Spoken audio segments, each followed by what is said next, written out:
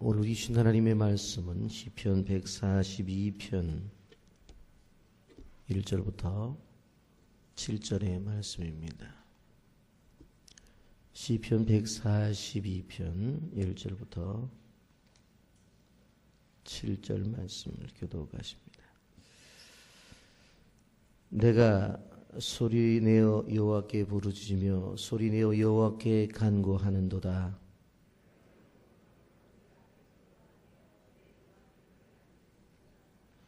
내 영이 내 속에서 상할 때에도 주께서 내 길을 아셨나이다. 내가 가는 길에 그들이 나를 잡으려고 올무를 숨겨나이다.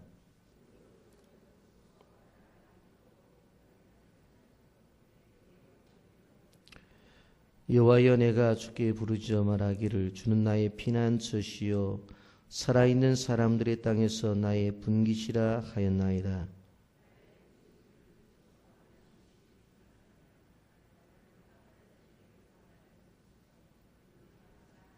함께 봅니다. 내 영혼을 옥에서 이끌어내사 주의 이름을 감사하게 하소서.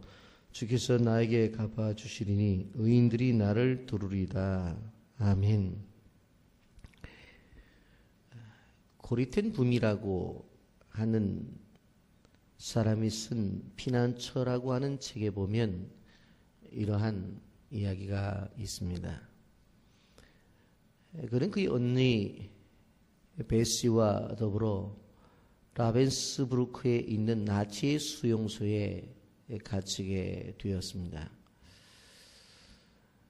그들이 지금까지 감옥 생활을 했지만 이곳은 정말로 가장 견디기 힘든 그러한 열악한 장소이었습니다.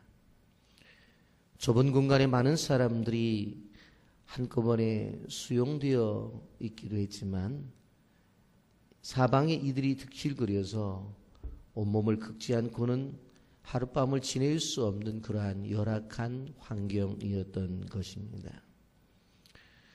그러나 그곳에 들어갔던 그들은 늘 그래왔던 것처럼 몰래 숨겨 가지고 들어간 성경을 읽으면서 조용히 예배를 드리곤 했습니다.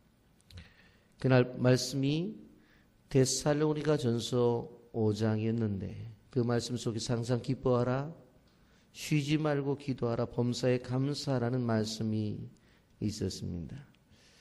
언니 베시는 고리를 향해서 우리가 이 말씀대로 한번 오늘도 기뻐하자. 그리고 이 장소지만 기도하자. 그리고 이 환경 속에서 감사하자고 그렇게 말을 했지만 고리는 언니를 향해서 이렇게 말을 합니다. 언니, 나는 도무지 그렇게 할 수 없습니다. 이곳에서 어떻게 기쁨 있고 어떻게 기도가 나오고 어떻게 감사를 할 수가 있느냐고. 그러나 언니는 강요를 합니다. 무조건 기뻐하라는 것입니다. 그리고 기도하자는 것입니다. 그리고 감사의 제목들을 찾자는 것입니다. 그리고 몇 달이 지난 다음에 그들 이상한 것을 발견하게 됩니다. 자기들이 그곳에 와서 성경을 읽으면서 성경을 공부하고 그리고 기도를 하는데도 간수들이 들여다보지 않는다는 것이었습니다. 나중에 한 일이지만 그곳엔 이들이 득실을 거렸기 때문에 간수들이 들어오는 것을 꺼려하는 열악한 환경이었기에 육신적으로는 고통스러웠지만 영적으로는 하나님과 더 가까워질 수 있는 장소였다는 것을 깨닫게 됩니다. 여러분, 시편 142편은 표제에 있는 것처럼 다윗이 굴에 있을 때에 지은 마스길 곧 기도라고 이렇게 분명히 표현하고 있습니다. 이 굴이 도대체 어떠한 굴인가 생각을 해보지만 분명 아둘람 굴이었으리라고 우리는 추정을 하고 있습니다. 이 시를 가리켜서 마스길이라고 했습니다. 마스길은 교훈시를 가리키는 말입니다. 이 글을 읽는 자들과 이 글이 접하는 자들에게 교훈을 받으라는 이야기입니다. 오늘 이 새벽에 시편 142편을 통해서 여러분에게 교훈이 되어지기를 예수님의 이름으로 축복합니다. 여러분, 이 시편 142편에서 나타난 동굴이 우리에게 주는 의미가 뭐냐? 기도보다 더 중요한 것이 없다라고 하는 것을 우리에게 가르쳐 주고 있습니다. 1절 2절 보십시오. 내가 소리내어 여호와께 부르짖으며 소리내어 여호와께 간구하는도다. 내가 내 온통함을 그의 앞에 토로하며 내 우환을 그 앞에 진술하는도다. 다윗이 소리내어 부르짖고 다윗이 소리내어 기도하는 장면을 우리는 바라보게 됩니다. 물론 지금까지 다윗도 수많은 일들을 경험하면서 기도를 했을 것입니다. 그러나 동굴 속에 들어가 보았더니 아무것도 없어요. 컴컴함이 그에게 준비되어 있었습니다. 그런 막막함이 있을 때 그는 기도가 나왔던 것입니다. 그냥 기도가 아니었습니다. 부르짖는 기도였고 자신의 형편 때문에 간절함이 있는 기도였다는 것입니다. 여러분, 평상시에 이렇게 간절한 기도, 이러한 부르짖는 기도가 잘 나오지 않는다고 하는 것입니다. 1968년도 미국 뉴욕으로 향하던 한 비행기에 문제가 생겼습니다. 출발지에서 무사히 출발을 해서 이제 목적지까지 날아온 이 비행기가 마지막 착륙을 하려고 랜딩 기어를 내리는 순간 이 기어가 움직여지지를 않습니다. 몇 번이고 시도를 해봤지만 말을 듣지 않습니다. 공중에서 빙빙 돌던 비행기가 마침내 이제 관제탑에 보고를 합니다. 랜딩 기어가 움직이지를 않는다고. 바퀴가 나오질 않는다는 것입니다. 그래서 우리는 동체 착륙을 할 수밖에 없다는 것입니다. 비행장에 비상이 걸렸습니다. 소방차들이 준비를 했고 다른 비행기들도 자리를 움직이면서 만반의 준비를 하고 착륙하라는 지시를 기다리고 있었습니다. 이제 비행장이 모든 것들이 준비된 다음에 착륙하라는 이야기가 비행기 안에 승객들에게 전달되었습니다. 비행기 안에서는 승무원들이 바삐 움직였습니다. 기장의 기내 방송이 들립니다. 여러분, 우리는 이제 동체 착륙을 시도해야 됩니다. 여러분, 안전벨트를 매 주십시오. 머리를 무릎과 무릎 사이에 넣으십시오. 그리고 임팩트 충돌하는 순간 발목을 굳게 잡으십시오. 어떤 사람들은 그 상황 속에서 울기도 하고 소리를 지르기도 합니다. 그러다가 마지막 기장이 말을 합니다. 우리는 이제 마지막 강화가 시작됩니다. 이 순간 제네바 국제항공 규약에 따라서 여러분들이 신을 믿는다면 지금이야말로 여러분들이 기도해야 될다라는 사실을 알려드립니다. 여러분, 국제항공법에는 바로 위기에 처했을 때에 기도하라는 법이 법적으로 기록이 되어져 있습니다. 사람들은 많은 기도를 드렸습니다. 그 가운데서 동체 착륙을 시도해서 성공을 합니다. 다친 사람도 없었고 기체에도 큰 손상이 없었습니다. 다음날 승객 중 한 사람이 바로 기장이 이야기했던 인용했던 기도 규약에 대해서 바로 회사에 질문합니다. 그러나 그 누구도 그 기도 규약이 있는 것에 대해서 관심이 없었습니다. 여러분, 동체 착륙을 시도하게 되어질 때에 안전벨트를 매라고 하는 것, 머리를 무릎 사이에 넣으라고 하는 것, 그리고 충돌하는 순간 발목을 굳게 잡아달라고 하는 것들은 사람들이 다 이해를 하고 있었어요. 그래야지. 그런데 마지막에 기도해야 된다는 것, 그것은 일반적인 이야기가 아니라 국제항공법에 나와 있는 것이지만 관심이 없었다라고 하는 것입니다. 이런 우리는 신앙생활을 하면서 기도하라는 이야기를 수많이 듣습니다. 그러나 적어도 우리가 정말로 간절히 기도하고 부르짖어 기도해야 된다는 것에 대해서 관심을 가지지를 않습니다. 왜 그렇습니까? 비상시가 아니기 때문에 그렇습니다. 진정 하나님 앞에 부르짖는 기도, 간절한 기도가 나올 때가 언제입니까? 내 인생에 비상사태가 벌어질 때에 하나님 앞에 부르짖어 기도할 수밖에 없다고 하는 것입니다. 그렇다고 한다면 우리가 좀 그러한 비상사태가 오기 전에 왜 하나님 앞에 간절한 기도를 드리지 못하느냐라고 하는 것입니다. 미국에 통계가 나왔습니다. 목사님들이 하는 이야기인데 미국의 주일의 숫자가 늘어나고 주일날 헌금이 늘어나고 새벽에 나와서 기도하는 숫자가 늘어날 때가 언제냐? 미국 본토에 토네이도가 불고 그 다음에 한파가 몰아치고 그래서 수많은 사람들이 죽임을 당하는 그러한 일들이 벌어지면 주일날 숫자가 늘어난다는 것입니다. 그리고 하나님 앞에 드리는 헌금도 늘어난다는 것입니다. 무엇보다도 새벽에 나와서 기도하는 숫자가 늘어난다는 것입니다. 그리고 기도하는 소리가 달라진다는 것입니다.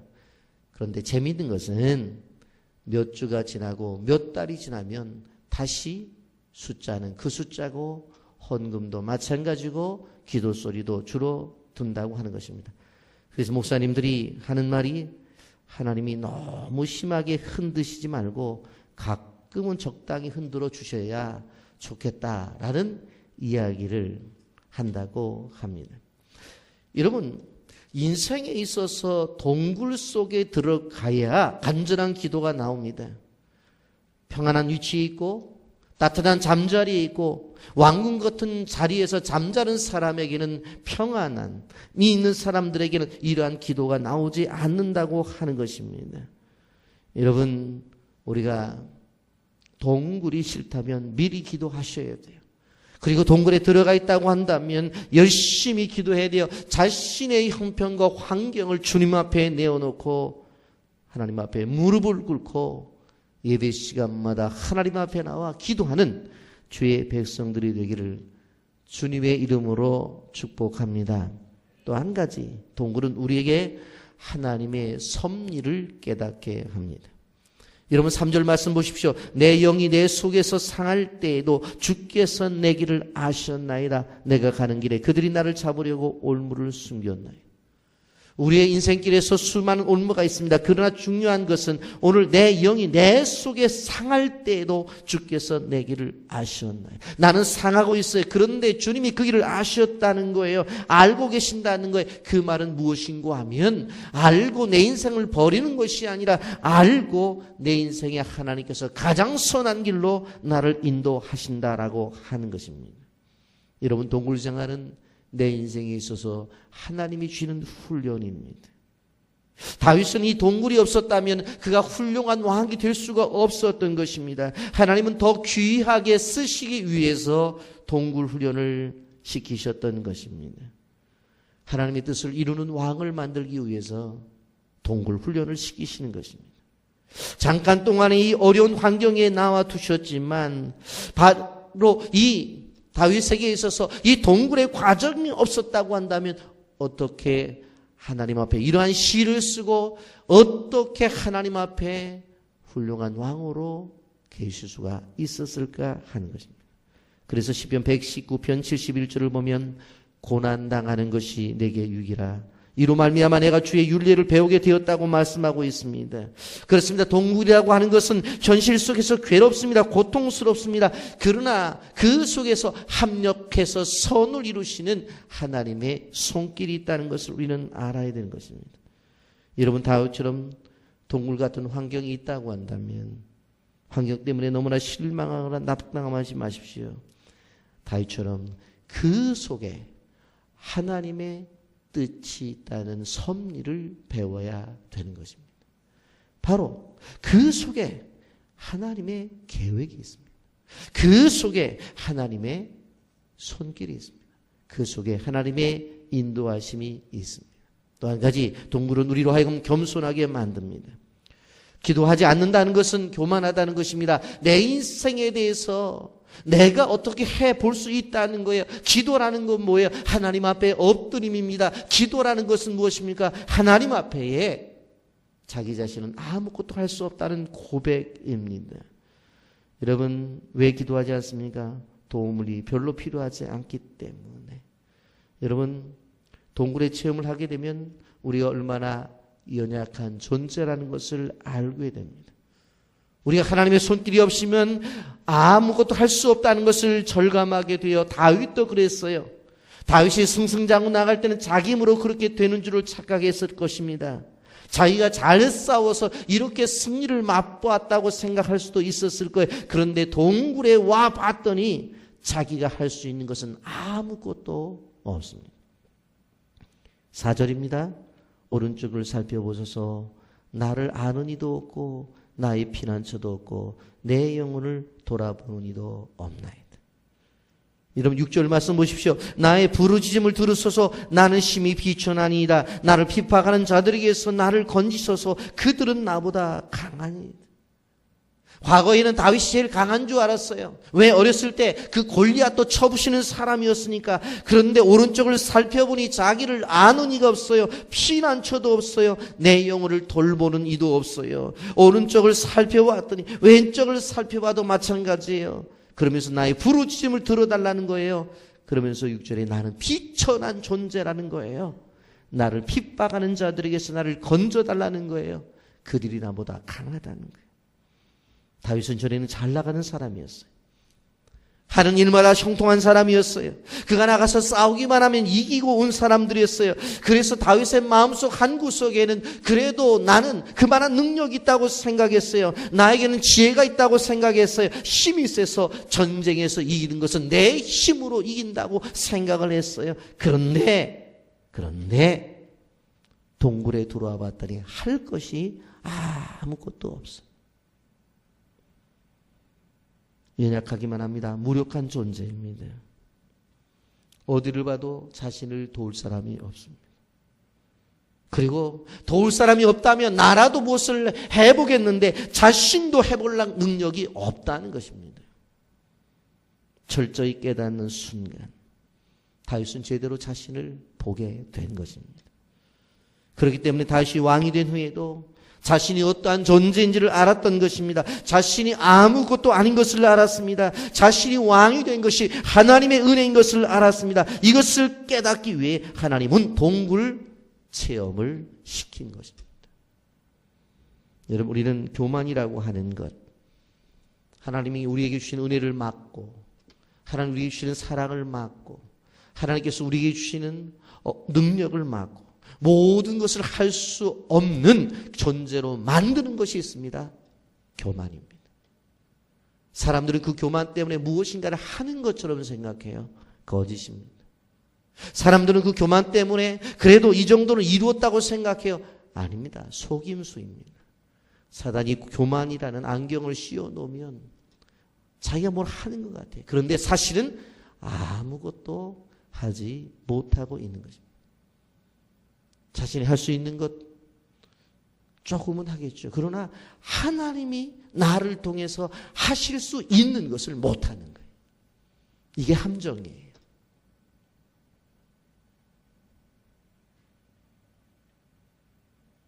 이것이 사단이 우리에게 위장을 하는 거예요. 내가 뭐라도 조금이라도 하니까 하는 것 같아요. 이 정도는 그래도 이루니까 이룬 것 같아요. 그래서 이만큼 했다고 말해요. 교만이. 그러나 그거는 내가 할 수 있는 것만 하는 거예요. 그 교만이 나에게서 벗어질 때에 하나님이 나를 통해서 하는 것을 하시는 거예요. 우린 그걸 기대하는 사람이에요. 내가 무엇을 조금인가 했다고 해서 이만큼 했다고 고개를 드는 사람이 아니라 내가 무엇인가 조금인가 이루었다고 해서 그래도 내 인생에 나는 이만큼 할 수 있고 했다고 그렇게 고개를 드는 존재가 아니라 그 교만을 벗어버린 상태에서 하나님이 나라는 존재를 통해서 하나님의 역사를 이루는 하나님의 능력을 나타내는 그러한 존재로 하나님 우리를 원하시는 겁니다. 이것이 하나님의 사랑이에요. 여러분, 마치 수영을 해서 태평양을 건너가려는 사람은 없는 것처럼 배를 타야 건너갈 수 있는 것처럼 우리가 우리 힘으로 수영을 해서 수영장에 있는 물은 건너갈 수 있지만 그 큰 하나님의 은혜를 건너가기 위해선 하나님에게 의존하지 않고는 이것을 이룰 수가 없는 것입니다. 그렇기 때문에 하나님의 은혜를 받아야 됩니다. 그래서 하나님 직접적으로 교만한 자를 물리치시고 겸손한 자에게 은혜를 베푸신다고 했습니다. 지금 중요한 것은 내 환경이 어떠냐가 중요한 것이 아니라 내가 얼마나 겸손해지느냐가 중요합니다. 또 한 가지 동굴은 우리에게 사족하는 것과 감사를 가르쳐 줍니다. 7절 말씀 보십시오. 내 영혼을 옥에서 이끌어내사 주의 이름을 감사하게 하소서. 주께서 나에게 갚아주시니 의인들이 나를 두루시리다. 이 동굴에 나가게 되어질 때 감사가 있는 것입니다. 우리는 어떠한 일이 해결되었을 때에 하나님 앞에 감사보다는 당연한 것으로 생각해요. 이것이 우리의 고질병이에요. 그래도 나라는 존재이기 때문에 이 어려움을 견뎌냈지, 이러한 것들을 이겨냈지, 그래 내가 누구야, 그런 생각을 해요. 여러분, 불평과 불만을 하지 않았어요. 그러나 하나님 편에서 보실 때는 그것은 그 사람이 가지고 있는 자기의 의이기 때문에 하나님 관심이 없었어요. 불평, 불만이 언제 사라집니까? 동굴 생활을 하면 사라집니다. 어려워져봐야 자기가 그동안 누려온 것이 얼마나 고마운 것인지를 알게 되는 것입니다. 하나님이 원하시는 것은 이것입니다. 동굴의 삶 속에서 하나님께서 가르쳐 주시는 것은 무엇입니까? 감사의 삶을 찾으라고 하는 것입니다. 동굴에 갇혀 있는 동안 과거에 자신이 주었던 하나님의 은혜가 얼마나 귀한지를 알게 됩니다. 메추엘이라는 유명한 주석가가 있습니다. 한 번은 길에서 강도를 만나서 지갑을 뺏기게 되었어요. 그 이후에 그가 집에 와서 일기를 쓰는데 이런 글이 적혀 있어요. 나는 오늘 강도를 만나 감사합니다. 첫째, 감사한 이유는 이제까지 한 번도 이렇게 강도를 만나지 않았던 것에 감사를 했어요. 자신이 지금까지는 그런 경험이 없었는데 강도를 만났더니 얼마나 두려움이 있었는지, 그래서 지금까지 강도를 만나지 않았음에 감사하고, 두 번째로는 비록 지갑을 강탈당하였어도 나의 생명을 빼앗기지 않음에 감사를 했어요. 목숨은 살아있었으니까. 세 번째로 감사한 것은 내 돈을 다 빼앗겼어도 그날따라 지갑에 돈이 많지 않았다고요. 생각해보니까 집에 있는 돈 다 집어넣고 나갔더라면 더 많이 뺏겼을 텐데 그래도 차비만 집어넣고 뺏겼으니 그래도 감사하다는 거예요. 네 번째로, 내가 강도를 당했는데 내가 다른 사람을 향해 강도짓을 하는 강도가 안 된 것에 대해서 감사라는 거예요. 우리는 마찬가지입니다. 병들어 봐야 건강의 고마움을 알게 됩니다. 파산을 해봐야 물질의 귀함과 고마움을 압니다. 가족과 떨어져 봐야 가족의 귀함을 압니다. 남편과 아내가 사별해봐야 부부가 같이 살 수 있음이 얼마나 고맙다는 것을 알아요. 여러분, 우리가 기억해야 될 것은 동굴이라고 하는 것, 우리는 나홀로 한숨을 쉴 수밖에 없는 상황일 수 있어요. 그러나 그 속에서 하나님의 뜻을 찾아야 돼요. 어디에서 배울 수 없는 하나님의 사랑을 우리는 느껴져야 된다고 하는 것입니다. 여러분, 이 세상을 살다 보면 다윗처럼 동굴 생활을 할 수밖에 없을 때가 있습니다. 가진 것이 다 떨어져서 정말로 밥 한 그릇 사 먹을 수 없는 때가 올 수 있어요. 그리고 낮아져서 자기가 있는 장소에 한숨만 나올 수밖에 없는 그러한 곳으로 이사를 갈 수도 있어요. 그러면 사람들이라도 있어야 될 텐데 사람들마저도 내 곁을 다 떠나요. 자기를 믿으라고 했던 사람들마저도 어느 한순간에 다 떠나버리고 아무도 없는 존재가 되어져 버릴 수밖에 없어요. 좌절과 낙심이 있을 수밖에 없어요. 그런 처절한 동굴이 올 수가 있습니다. 여러분, 우리의 교회는 지금 동굴을 지나고 있습니다. 건축이라고 하는 그 환경 속에서 정말 하나님만 바라봐야 되는 동굴의 환경을 지내고 있습니다. 저는 개인적으로 건축을 하기 전에 저에게 그런 말씀을 하셨던 분이 계셨습니다. 목사님, 목회에 대해서 너무 걱정하지 마십시오. 제가 다 도와드리겠습니다.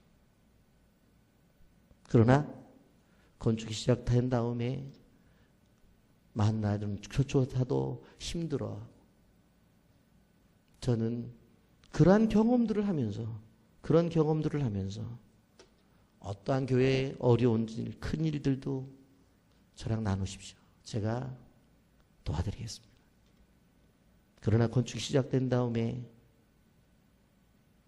그런 얘기는 온데간데가 없어. 저는 압니다. 왜? 하나님의 일은 하나님이 하는 것이지 사람을 믿고 하는 것이 아니기 때문에. 그러나 우리가 기억해야 될 것이 무엇인 것이, 그럴 때 낙심하지 마시라는 거예요.